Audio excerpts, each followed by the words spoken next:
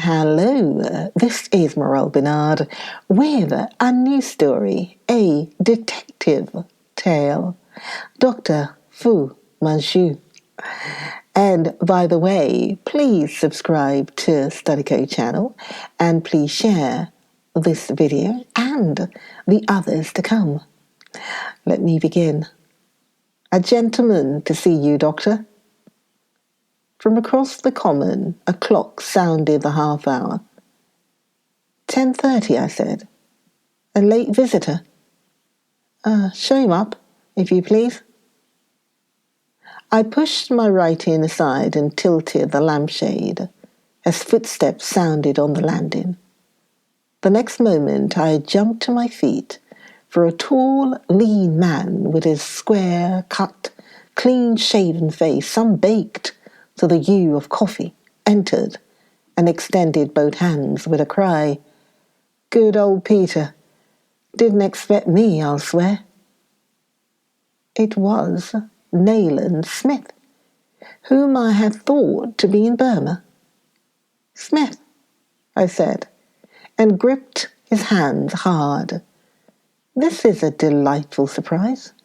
However. Excuse me, Peter, he broke in. Don't put it down to the sun. And he put out the lamp, plunging the room into darkness. I was too surprised to speak. No doubt you will think me mad, he continued. And dimly I could see him at the window, peering out into the road.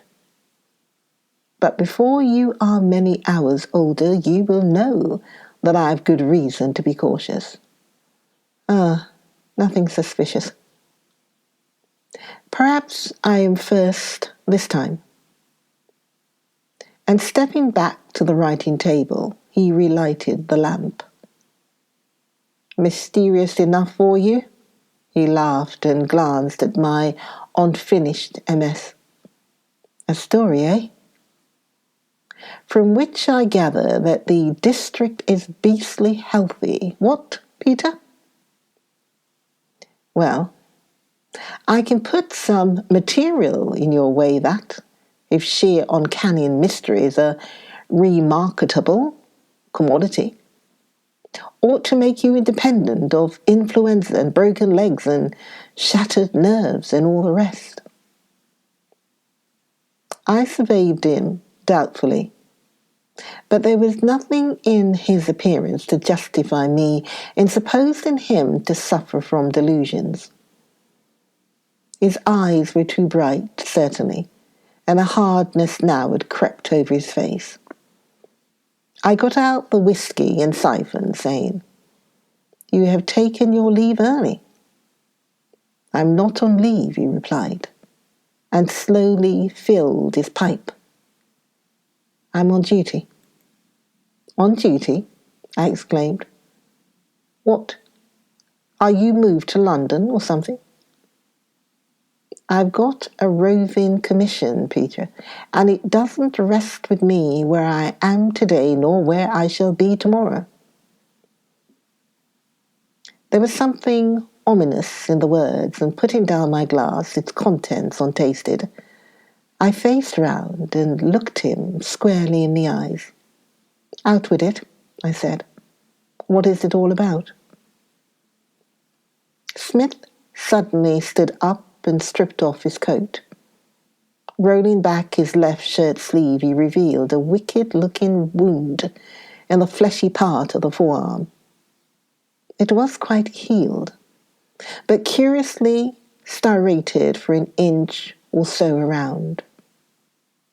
Ever seen one like it? He asked. Not exactly, I confessed. It appears to have been deeply cauterized. Right. Very deeply, he rapped. A barb steeped in the venom of a hamadryne went in there. I shudder. I could not repress ran coldly through me at mention of that most deadly of all the reptiles of the East. There's only one treatment, he continued, rolling his sleeve down again. And that's with a sharp knife, a match, and a broken cartridge. I lay on my back raving for 3 days afterwards, in a forest that stank with malaria. But I should have been lying there now if I had hesitated. Here's the point. It was not an accident. What do you mean? I mean that it was a deliberate attempt on my life. And I'm hard upon the tracks of the man who extracted that venom, patiently, drop by drop, from the poison glands of the snake, who prepared that arrow and who caused it to be shot at me. What fiend is this? A fiend who, unless my calculations are at fault, is now in London, and who regularly wars with pleasant weapons of that kind. Picture. I have travelled from Burma not in the interest of the British government merely, but in the interest of the entire white race, and I honestly believe, though I pray I may be wrong, that its survival depends largely upon the success of my mission. To say that I was perplexed conveys no idea of the mental chaos created by these extraordinary statements. For into my humdrum suburban life, Nayland Smith had brought fantasy of the wildest. I did not know what to think, what to believe. I'm wasting precious time, he rapped decisively, and draining his glass, he stood up. I came straight to you because you are the only man I dare to trust, except the big chief at headquarters.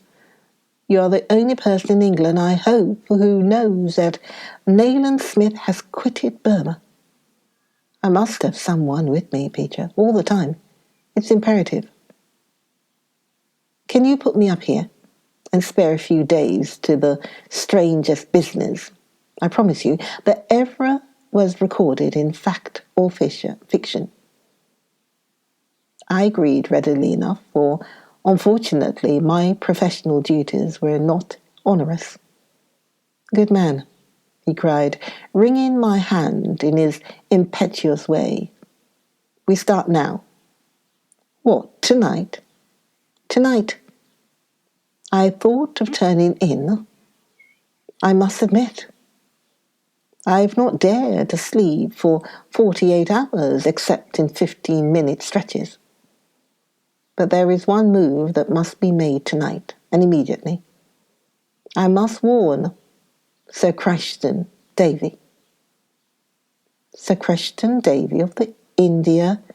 Peter, he's a doomed man. Unless he follows my instructions without question, without hesitation, before heaven, nothing can save him. I do not know when the blow will fall, how it would fall, nor from whence. But I know that my first duty is to warn him. Let us walk down to the corner of the common and get a taxi. How strangely does the adventurous intrude upon the humdrum. For when it intrudes at all, more often than not, its intrusion is sudden and unlooked for.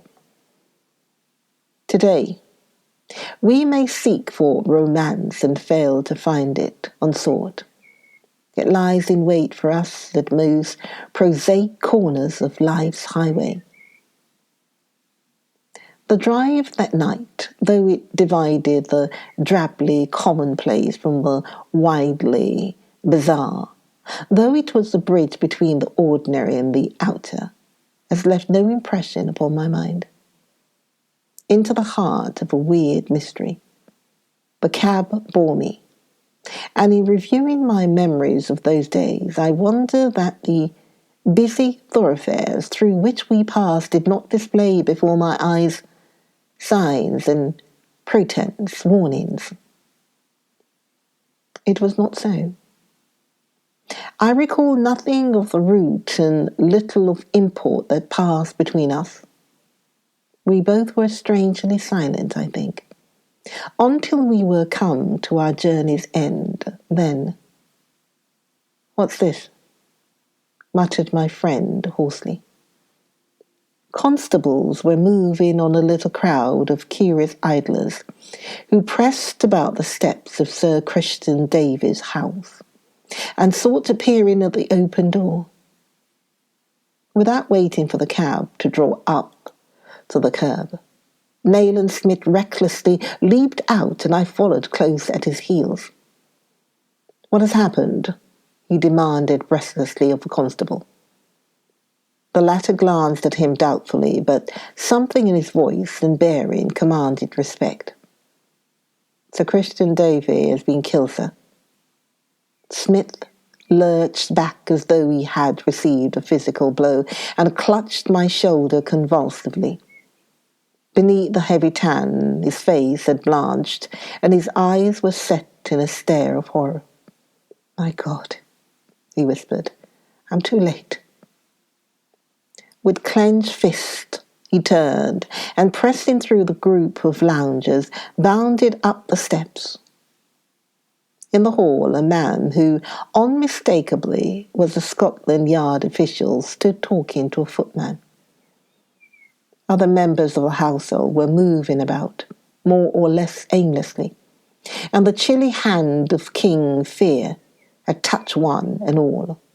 For as they came and went, they glanced ever over their shoulders, as if each shadow cloaked a menace, and listened, as it seemed, for some sound which they dreaded to hear. Smith strode up to the detective and showed him a card, upon glancing at which the Scotland Yard man said something in a low voice, and nodding, touched his hat to Smith in a respectful manner. A few brief questions and answers, and in gloomy silence, we followed the detective up the heavily carpeted stair, along a corridor lined with pictures and busts, and into a large library. A group of people were in the room, and one, in whom I recognized Chalmers Cleeve of Harley Street, was bending over a motionless form stretched upon a couch. Another door communicated with a small study, and through the opening I could see a man on all fours examining the carpet. The uncomfortable sense of hush, the group about the physician, the bizarre figure crawling, beetle-like, across the inner room, and the grim hub around which all this ominous activity turned, made up a scene that etched itself indelibly on my mind. As we entered, Dr. Cleeve straightened himself, frowning thoughtfully. "Frankly, I do not care to venture any opinion at present regarding the immediate cause of death," he added. "Sir Crichton was addicted to cocaine, but there are indications which are not in accordance with cocaine poisoning. I fear that only a post-mortem can establish the facts, if," he added, "we ever arrive at them. A most mysterious case." Smith stepping forward and engaging the famous pathologist in conversation, I seized the opportunity to examine Sir Crichton's body. The dead man was in evening dress, but wore an old smoking jacket. He had been of spare but hardy build, with thin, aquiline features, which now were oddly puffy, as were his clenched fists. I pushed back his sleeve and saw the marks of the hypodermic syringe upon his left arm. Quite mechanically, I turned my attention to the right arm. It was unscarred, but on the back of the hand was a faint red mark not unlike the imprint of painted lips. I examined it closely and even tried to rub it off, but it evidently was caused by some morbid process of local inflammation, if it were not a birthmark. Turning to a pale young man whom I had understood to be Sir Crichton's private secretary, I drew his attention to this mark and inquired if it were constitutional. "It is not, sir," answered Dr. Cleeve, overhearing my question. "I have already made that inquiry. Does it suggest anything to your mind?" "I must confess that it affords me no assistance." "Nothing," I replied. "It is most curious." "Excuse me, Mr. Burboyne," said Smith, now turning to the secretary, "but Inspector Weymouth will tell you that I act with authority. I understand that Sir Crichton was seized with illness in his study." "Yes, at 10:30. I was working here in the library and he inside, as was our custom." "The communicating door was kept closed?" "Yes, always. It was open for a minute or less about 10:25 when a message came for Sir Crichton. I took it in to him and he then seemed in his usual health." "What was the message?" "I could not say. It was brought by a district messenger and he placed it beside him on the table. It is there now, no doubt." "And at 10:30? "Well, Sir Crichton suddenly burst open the door and threw himself with a scream into the library. I ran to him, but he waved me back. His eyes were glaring horribly. I had just reached his side when he fell, writhing upon the floor. He seemed past speech, but as I raised him and I laid him upon the couch, he gasped something that sounded like the red hand. Before I could get to the bell or telephone, he was dead." Mr. Burboyne's voice shook as he spoke the words, and Smith seemed to find this evidence confusing. "You do not think he referred to the mark on his own hand?" "I think not.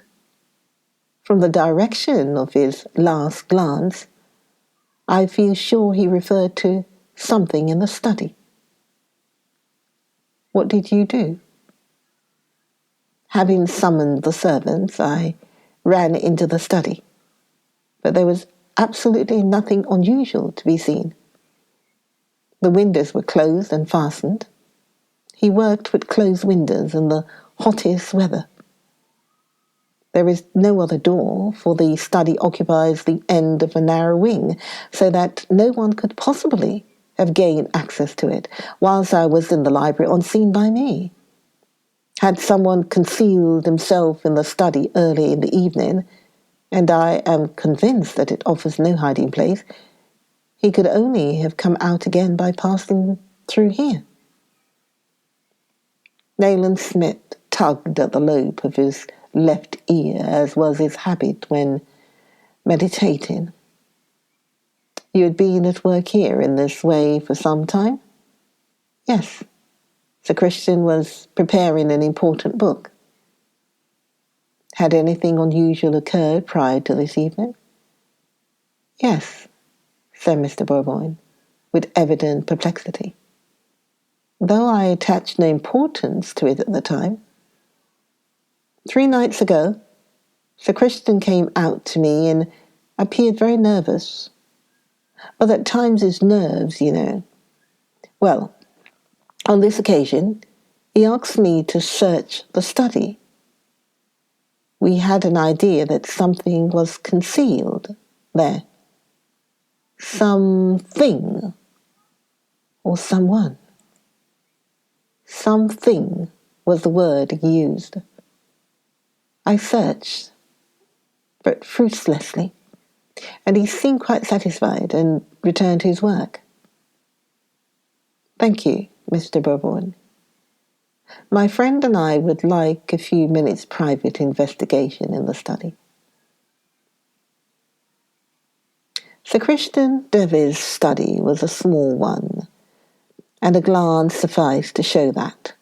As the secretary had said, it offered no hiding place. It was heavily carpeted and overfull of Burmese and Chinese ornaments and curios, and upon the mantelpiece stood several framed photographs which showed this to be the sanctum of a wealthy bachelor who was no misogynist.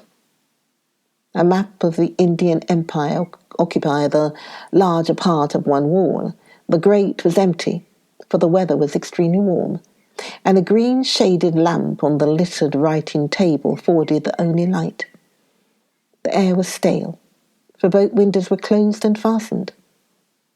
Smith immediately pounced upon a large square envelope that lay beside the blotting pad. Sir Crichton had not even troubled to open it, but my friend did so. It contained a blank sheet of paper. "Smell," he directed, handing the letter to me. I raised it to my nostrils. It was scented with some pungent perfume. "What is it?" I asked.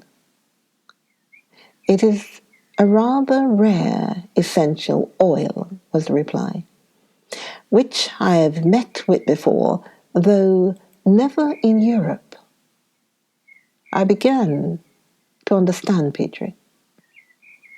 He tilted the lampshade and made a close examination of the scraps of paper, matches, and other debris that lay in the grate and on the hearth. I took up a copper vase from the mantelpiece and was examining it curiously when he turned, a strange expression upon his face. "Put that back, old man," he said quietly. Much surprised, I did as he directed. "Don't touch anything in the room. It may be dangerous."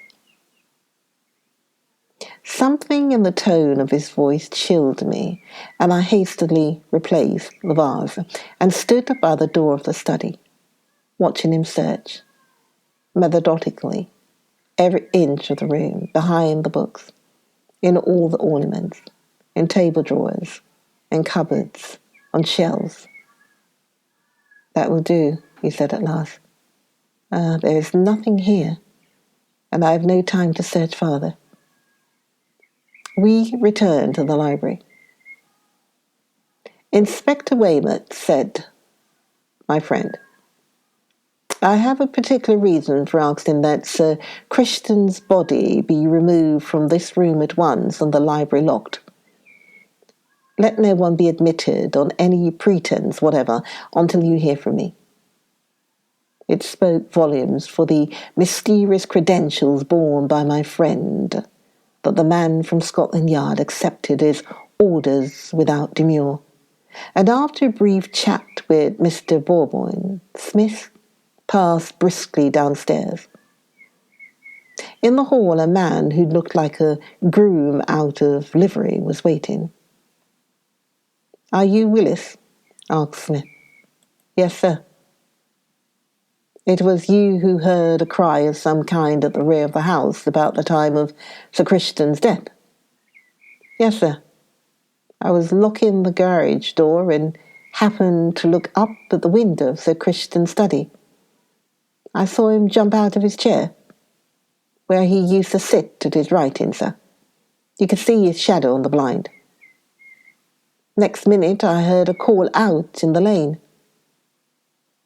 "What kind of call?" The man whom the uncanny happening clearly had frightened seemed puzzled for a suitable description. "A sort of wail, sir," he said at last. "I never heard anything like it before, and don't want to again." "Like this?" inquired Smith, and he uttered a low, wailing cry, impossible to describe. Willis perceptibly shuddered, and indeed it was an eerie sound. "The same, sir, I think," he said, "but much louder." "That will do," said Smith, and I thought I detected a note of triumph in his voice. "But stay, Take us through to the back of the house. The man bowed and led the way so that shortly we found ourselves in a small paved courtyard.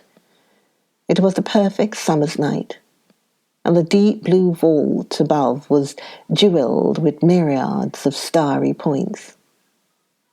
How impossible it seemed to reconcile that vast, eternal calm with the hideous passions and fiendish agencies which that night had loosed the soul upon the infinite.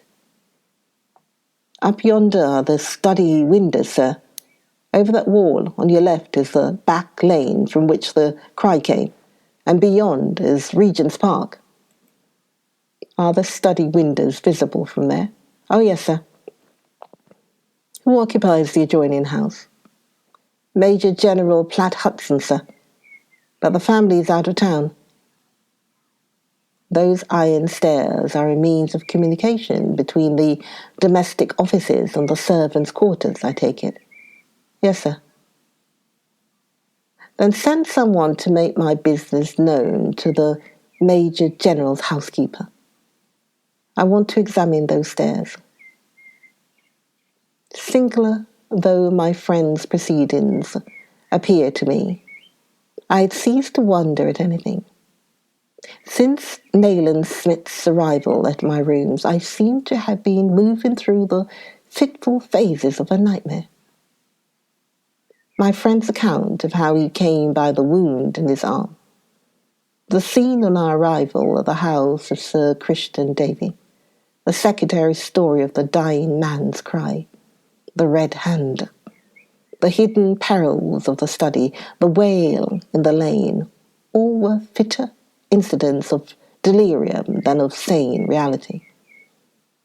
So when a white-faced butler made us known to a nervous old lady who proved to be the housekeeper of the next-door residence, I was not surprised at Smith saying, "Lounge up and down outside, Peter. Everyone has cleared off now. It is getting late. Keep your eyes open and be on your guard. I thought I had the start, but he is here before me. And what is worse, he probably knows by now that I'm here too." With which he entered the house and left me out in the square, with leisure to think, to try to understand. The crowd which usually haunts the scene of a sensational crime had been cleared away, and it had been circulated that Sir Crichton had died from natural causes. The intense heat having driven most of the residents out of town, practically I had the square to myself, and I gave myself up to a brief consideration of the mystery in which I so suddenly had found myself involved. By what agency had Sir Crichton met his death? Did Nayland Smith know?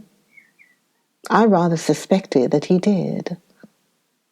What was the hidden significance of the perfumed envelope?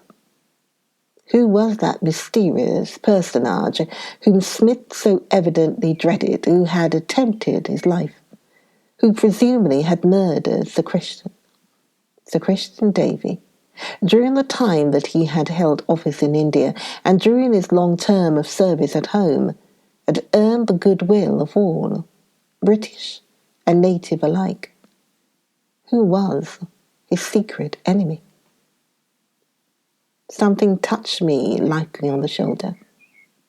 I turned, with my heart fluttering like a child's. This night's work had imposed a severe strain even upon my callous nerves. A girl, wrapped in a hooded opera cloak, stood at my elbow, and as she glanced up at me, I thought that I never had seen a face so seductively lovely, nor of so unusual a type. With the skin of a perfect blonde, she had eyes and lashes as black as a Creole's, which, together with her full red lips, told me that this beautiful stranger, whose touch had so startled me, was not a child of our northern shores. "Forgive me," she said, speaking with an odd, pretty accent, and laying a slim hand with jewel fingers confidently upon my arm, "if I startled you. But is it true that Sir Crichton Davey has been murdered?" I looked into her big, questioning eyes, a harsh suspicion labouring in my mind, but could read nothing in their mysterious depths, only I wondered anew at my questioner's beauty. The grotesque idea momentarily possessed me that, were the bloom of her red lips due to art and not to nature, their kiss would leave, though not indelibly, just such a mark as I had seen upon the dead man's hand. But I dismissed the fantastic notion as bred of the night's horror, and worthy only of a medieval legend. No doubt she was some friend or acquaintance of Sir Crichton, who lived close by. "I cannot say that he has been murdered," I replied, acting upon the latter supposition, and seeking to tell her what she asked as gently as possible. "But he is dead." I nodded. She closed her eyes and uttered a low moaning sound, swaying dizzily. Thinking she was about to swoon, I threw my arm round her shoulder to support her, but she smiled sadly and pushed me gently away. "I am quite well, thank you," she said. "You are certain? Let me walk with you until you feel quite sure of yourself." She shook her head, flashed a rapid glance at me with her beautiful eyes, and looked away in a sort of sorrowful embarrassment for which I was entirely at a loss to account. Suddenly she resumed, "I cannot let my name be mentioned in this dreadful matter, but I think I have some information for the police. Will you give this to whomever you think proper?" She handed me a sealed envelope, again met my eyes with one of her dazzling glances, and hurried away. She had gone no more than 10 or 12 yards, and I still was standing bewildered, watching her graceful, retreating figure, when she turned abruptly and came back. Without looking directly at me, but alternately glancing towards a distant corner of the square and towards the house of Major General Platt Houston, she made the following extraordinary request. "If you would do me a very great service, for which I always would be grateful." She glanced at me with passionate intentness. "When you have given my message to the proper person, leave him and do not go near him any more tonight." Before I could find words to reply, she gathered up her cloak and ran. Before I could determine whether or not to follow her, for her words had aroused anew all my worst suspicions, she had disappeared. I heard the whir of a restarted motor at no great distance, and in the instant that Nayland Smith came running down the steps, I knew that I had nodded at my post. "Smith," I cried as he joined me, "tell me what we must do." And rapidly I acquainted him with the incident. My friend looked very grave, then a grim smile crept round his lips. "She was a big card to play," he said, "but he did not know that I held one to beat it." "What? You know this girl? Who is she?" "She's one of the finest weapons in the enemy's armory, Peter. But a woman is a two-edged sword and treacherous. To our great good fortune, she has formed a sudden predilection, characteristically oriental for yourself. Or you may scoff, but it is evident. She was employed to get this letter placed in my hands. Give it to me. I did so. She has succeeded. Smell. He held the envelope onto my nose, and with a sudden sense of nausea, I recognized the strange perfume. You know what this presaged in Sir Crichton's case? Can you doubt any longer? She did not want you to share my fate, Peter. Smith, I said unsteadily, I have followed your lead blindly in this horrible business and have not pressed for an explanation, but I must insist before I go one step further upon knowing what it all means. Just a few steps further, he rejoined. As far as the cab, we are hardly safe here. Oh, you need not fear shots or knives. The man whose servants are watching us now scorns to employ such clumsy, telltale weapons. Only 3 cabs were on the rank, and as we entered the first, something hissed past my ear. Missed both Smith and me by miracle, and passing over the roof of the taxi, presumably fell in the enclosed garden, occupying the centre of the square. What was that? I cried. Getting quickly, Smith rapped back. It was attempt number 1. More than that I cannot say. Don't let the man hear. He has noticed nothing. Pull up the window on your side, Peter, and look out behind. Good.